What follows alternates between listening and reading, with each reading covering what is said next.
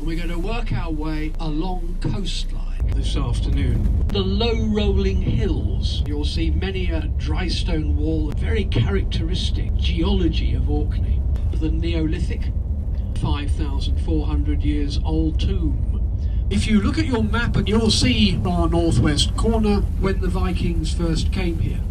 The Orkney Earls shift their power base to Kirkwall. You'll see many of old red sandstone where the Who of Orkney, the Harald Fairhair, Prince of part of Norway, has his eye on a young lady. I will be yours if you can unify Norway. So he comes here and he conquers. Orkney and Shetland are now part of Norway in the year 872, and they remain part of Norway and Denmark, ruled from Norway, but ruled by a series of earls. Norway's across about 300 miles of pretty rough water, until there's a wedding in 1468. Denmark's daughter is to marry the King of Scotland. The King of Denmark has not got the money for the dowry. While I'm raising the money, can I lend you some islands?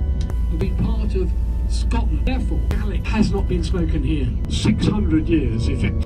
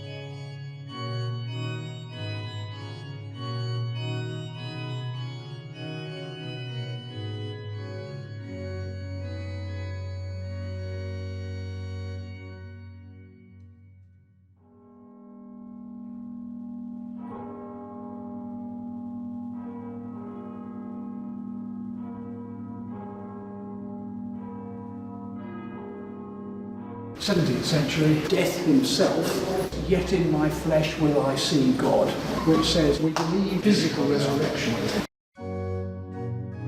Vanity motifs. These are the gravestones of the wealthy. They paid for their tombs in here, so they buy the right to have that. To emphasise mortality, you have a spade digging in the grave, you have the coffin, you have the bell, you've got the hourglass to mark the passage of time, and if you miss that metaphor, when you look at this one, this is a death dart. Its purpose is to convey the soul in the right direction. I look at this misshapen skull, strangely, the ear. Through the ear, that the soul escapes to heaven when we die. These are the gravestones of the wealthy. I have to say my family wouldn't have got a lot of these, but what we would have done, we'd just be buried out there, chucked in the graveyard, a mouldering heap, as the poet puts it. How would you know that someone had been buried under one of these stones if you walked over it 6 months after they died? Apparently, do you know the phrase stinking rich? The poor stink, but they don't get smelt.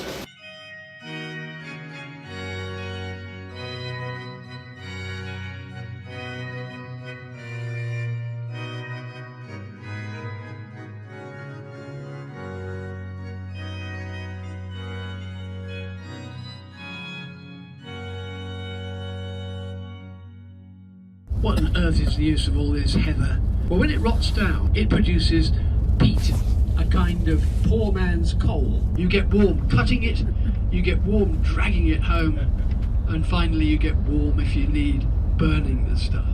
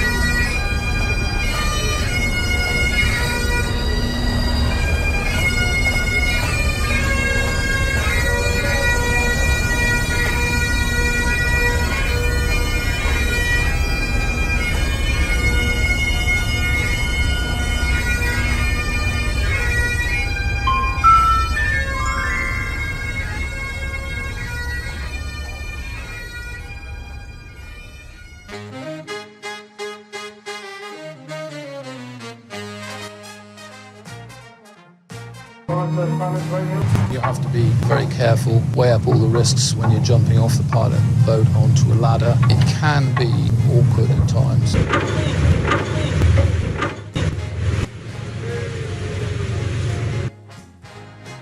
We get wind and rain most days of the year. We are 58 degrees north and we have the Gulf Stream coming to our shore, which keeps the climate quite moderate. And on the left hand side you'll see the straight lines, which are the peat banks, a carbon store, impermeable bedrock, a very important environment. Every family was allocated a piece of the moorland and women brought the cattle out to the moorland. A croft is a piece of ground, but the crofting system has enabled families to live here in the islands over generations. A family the right to security of tenure and to assign the tenancy to the next generation, build homes and make improvements to the land. 6 generations of my family lived before me. But in my young days, most families were self-sufficient in meat, potatoes, they had cattle for milk and they had hen. If the school of whales came in, it was a welcome addition to the winter larder. Well, the man of the house, the women didn't work, but the men used 26-month fishing. They were weaving Harris tweed. It could be used to pay the rent because it was a marketable product. Bartered the tweed with the merchant for meal, flour, other necessities of life.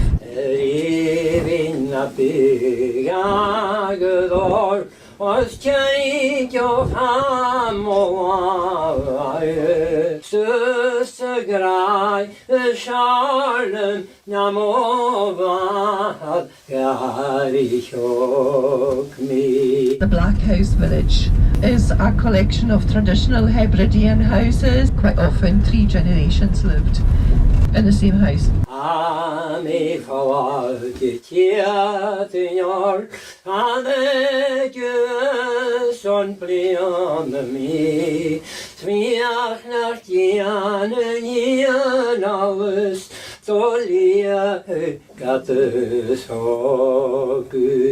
Not that long ago, we were taking peat soon.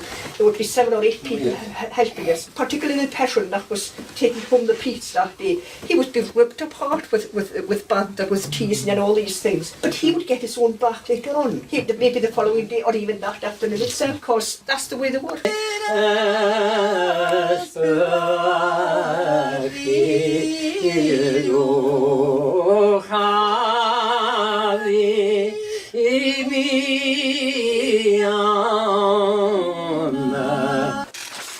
Tweed is still a cottage industry. The children would have been the ones to collect the vegetation which was to dye the wool. The wool is brought to the mill and is dyed to prepare the warp, which is the yarn which goes the length of the tweed. Once the warp is prepared, it's delivered to the home of the weaver. Here's another one tells yourselves the box. But the box can handle 6 shuttles, 6 different colours, and you've got 696 threads along there. 696. 86. Yeah, and that's what programs it. That's my computer. 6 links with 3 holes wrapped around here. There's 2 holes to the right, 2 holes to the left for 6, and that's what tells the box what to do with the shuttles and the colour and when to release it. It's a very noisy old machine, considering it's 100 years old, but it still works.